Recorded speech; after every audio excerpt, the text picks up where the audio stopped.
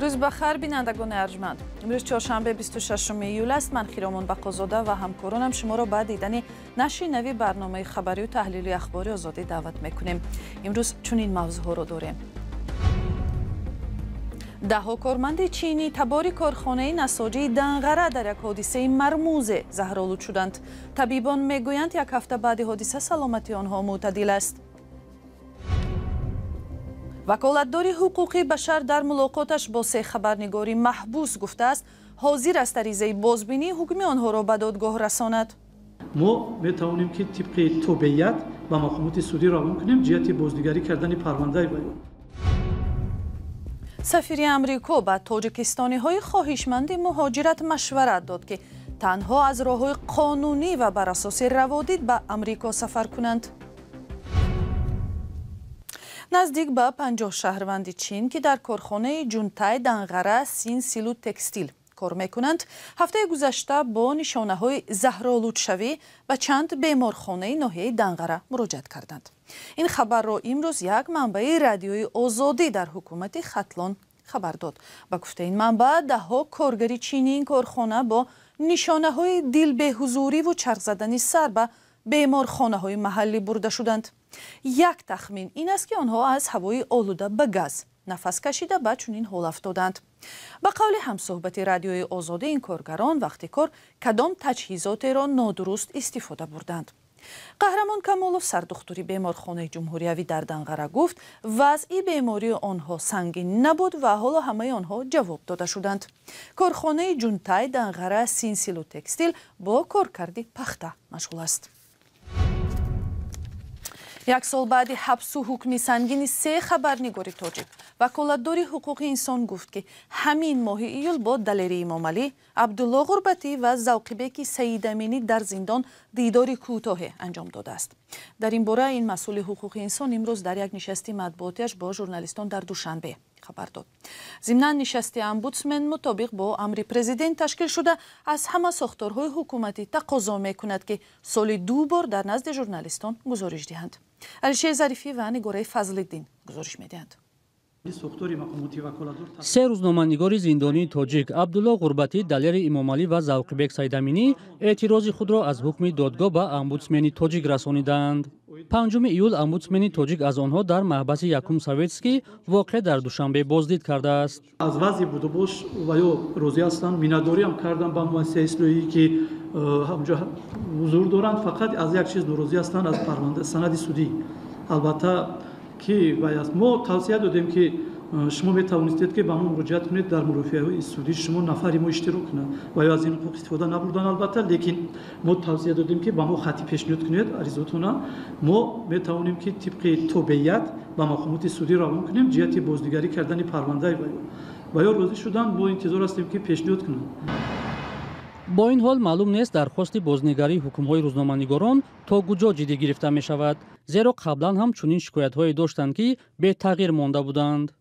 این سه روزنامه‌نگار تابستان سال گذشته بازداشت شدند. دادگاه آنها را با چند اتهام از جمله عضویت در سازمان‌های ممنوع گناهکار دانسته از 7 تا 10 سال از آزادی محروم کرد. پیش از این هم خبرنگاران و هم نزدیکان آنها از حکم دادگاه ابراز نارضایتی کرده بودند. تصدیق مستقلانه حرفهای مقامات در مورد شرایط بودوباش روزنامه‌نگاران در محبس چالش برانگیز است. در سال گذشته 8 روزنامه‌نگار و بلاگ‌نویس به اتهام همکاری با سازمان‌های ممنوع از 7 تا 21 سال حبس محکوم شدند. مسئولین اداره امبودسمن نه به همه آنها ملاقات داشتند، ولی وعده دادند که بازدید از محبسخانه‌ها را ادامه خواهند داد.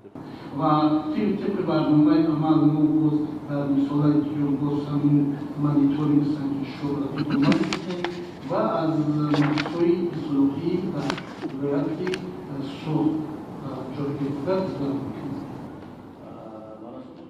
معلوم نیست این نوبت از احوال دیگر روزنامه‌نگاران و بلاگران دیدن میکنند یا نه. سازمان‌های حامی حقوق از حکومت تاجیکستان طلب کردند که روزنامه‌نگاران بازداشت شده را آزاد کنند. аммо мақомот ин даъватҳоро то ин дам сарфи назар карданд.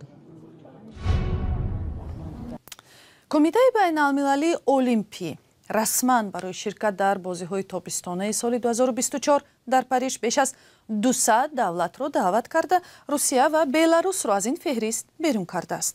баъди ҳуҷуми Русия ба Украина феврали соли гузашта, масъалаи ширкати варзишгарон аз Русия ва Беларус дар ин бозиҳои муҳими ҷаҳонӣ зери суол буд. ҳамкорам Тоҳири Сафар гузориш медиҳад. то шурӯи бозиҳои олимпии тобистона дар Париж, пойтахти Фаронса, расо 1 сол боқӣ мондааст.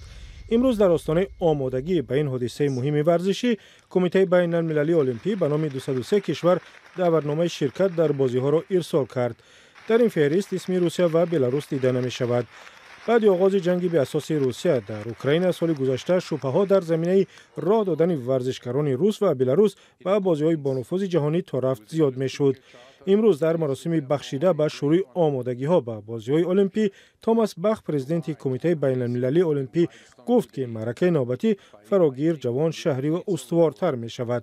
қаблан кумитаи байналмилалии олимпӣ эълон кард, ки эҳтимолан барои ширкати варзишгарон аз Русия ва Беларус имкони ширкати фардӣ ё инфиродӣ ва бидуни намояндагӣ аз кишваре фароҳам шавад. чунин шароит дар қонунҳои байналмилалии варзишӣ навишта шудааст. ҳафтаи гузашта Федератсияи байналмилалии гимнастика қарор кард, ки аз 1 январи соли 2024 варзишгарони Русу Беларус дар ҳайати тими бетараф метавонанд дар сабқатҳо иштирок кунанд. Украина пофишорӣ дорад, ки ба сабаби ёриҳои Беларус ба Русия дар ҷанг, варзишгарони ду кишвар бояд аз ҳаққи ҳунарнамоӣ дар мусобиқаҳои бонуфузи байналмилалӣ маҳрум шаванд.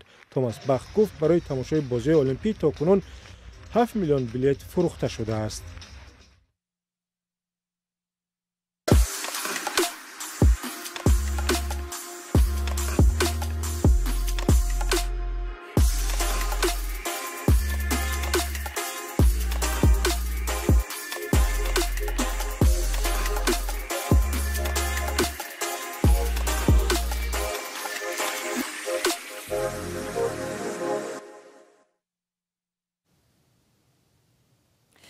мануэл микаллер, сафири Иёлоти Муттаҳидаи Амрико, мегӯяд, дар ҳамкориаш бо ҳукумати Тоҷикистон бар асоси принсипҳои эҳтиром ба инсон, озодии эътиқод, озодии матбуот, тақвияти ҷомеаи шаҳрвандӣ чун ҷузъи калидии пешрафт ва рушди ин кишвар амал мекунад.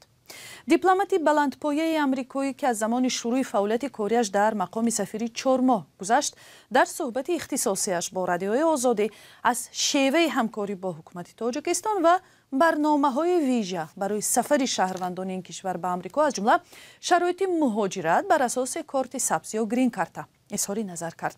Саринози Рӯҳулло дар суҳбат бо сафир аз ӯ нахуст пурсид корро дар ин мақом нахуст аз чӣ шурӯъ кардааст. Ассалому алайкум. Пеш аз ҳама ман мехостам гӯям ҳазор раҳмат ба шумо ва радио Озодӣ барои кори шумо. And greetings to all of your listeners and viewers. Since arriving back to Tajikistan, аз замони баргаштан ба Тоҷикистон дар моҳи феврали соли ҷорӣ, ман вақти худро барои шиносоӣ бо кишвари бузурги шумо сарф кардам.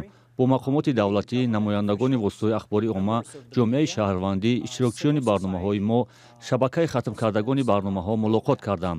зеро аслан ҳама он чизе ки мо дар ин ҷо якҷоя амалӣ кардани ҳастем, ба риштаҳои пайванди байни одамон вобаста аст, ки мо умед дорем онҳоро бунёд мекунем.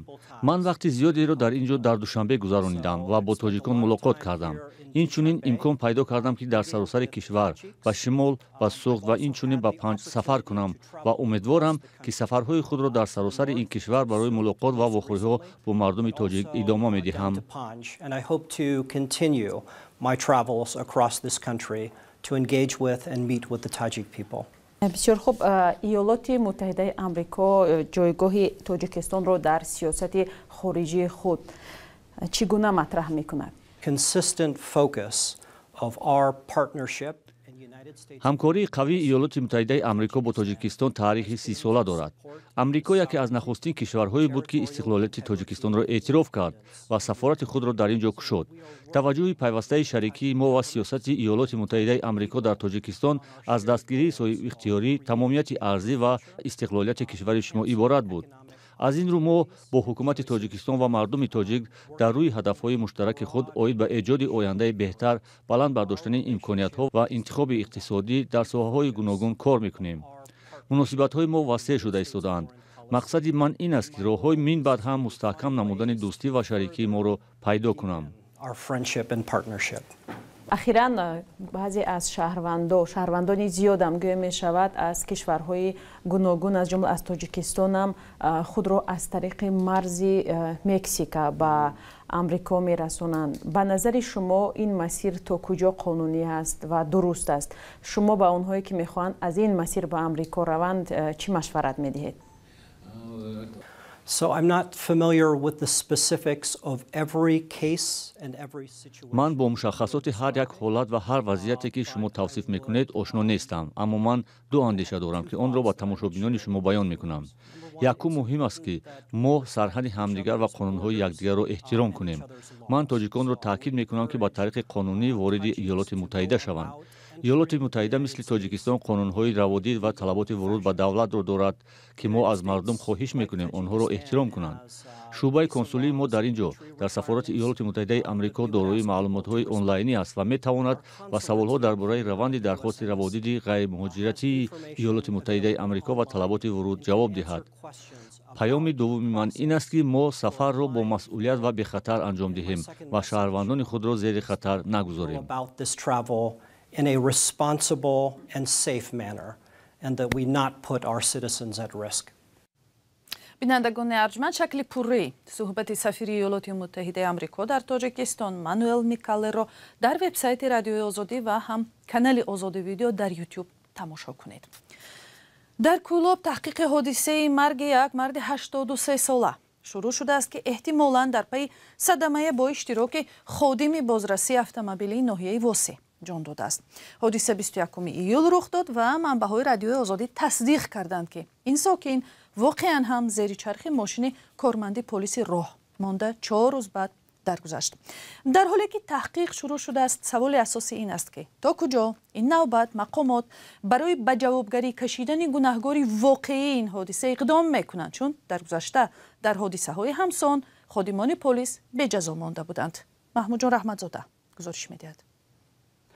амрохон алматов сокини 83-солаи деҳаи чагами ноҳияи Шамсиддини Шоҳин рӯзи 21 июл бар асари садамаи нақлиётӣ дар бемористони вилоятии Кӯлоб ҷон бохт. ду манбаи мӯътамади полис ва додситони шаҳри Кӯлоб гуфтанд ки ҳодиса дар наздикии бинои бозрасии давлатии автомобилии минтақаи Кӯлоб рух додааст. ин манбаъҳо гуфтанд ки Алматов тавассути як корманди бозрасии давлатии автомобилии ноҳияи Восе мавриди исобат қарор гирифтааст. аммо ин манбаъҳо аз ин нафар ном набурданд. маълумоту дар шаҳри Кӯлоб як муовини сардори бозраси давлати автомобилии ноҳияи Восе дар шаҳри Кӯлоб садами нақлиётӣ кардагӣ аст. ин тибқи хабари ахбороти прокурори шаҳри Кӯлоб ин нафар пеш аз садама аз сафи мақомоти кори дохила озод карда шудааст. дар бемористони вилоятии Кӯлоб низ тасдиқ карданд ки Амрохон Алматов дар оқибати осеби бардоштааш ҷон бохтааст. наздикони Амрохон Алматов эълон накарданд оё қасд доранд дар мавриди ин ҳодиса шикоят кунанд ё хайр. аммо манбаъҳои Озодӣ гуфтанд ки таҳқиқот дар ин маврид ҷиддӣ гирифта мешавад ва ин эҳтимол вуҷуд дорад ки корманди марбута ҷазо гирад. ин аввалин бор нест ки чунин ҳодисае дар Кӯлоб рух медиҳад ки шомили кормандони полис ва сокинон бошад. дар ҳодисаи шабеҳи соли 2018 як ҷавони 15-сола бо номи Фирдавс зери чархи мошини Саидмӯмин Исломов муфаттиши бозрасии давлатии автомобилии шаҳри Кӯлоб монд ва ҷони худро аз даст дод. алорағми таҳқиқи тӯлонӣ додситони Кӯлоб Саидмӯмин Исломовро бегуноҳ эълон кард. додситони он вақт гуфта буд ки маркази ташхиси тиббии додгоҳи вилояти Хатлон ба ин хулоса расидааст ки Саидмӯмин Исломов имкони пешгирӣ аз садамаро надошт. маҳмудҷон раҳматзода, Озодӣ, Кӯлоб. ва хабари дигар, мақомот мегӯянд айни замон дар Тоҷикистон тахминан 66% аҳолӣ ба оби ошомиданӣ дастрасӣ доранд. манзури масъулини корхонаи воҳиди давлатии хоҷагии манзилию коммуналӣ ин аст ки ҳамин миқдор аҳолии Тоҷикистон ба оби марказонидашуда ё қубурҳо дастрасӣ доранд ва боқи 34% мардум обро ба воситаи нақлиёт ё ҷӯйборҳо дастрас мекунанд. این بود خبر و گزارش‌های مهم امروز. سپاس که ما را همراهی کردید و خبر و گزارش‌های بیشتر را می‌توانید از سامانه رادیوی آزادی و صحیفه‌های رادیوی آزادی در توییتر و تلگرام، فیسبوک و اینستاگرام و یوتیوب و تیک تاک پیدا کنید. خداحافظ.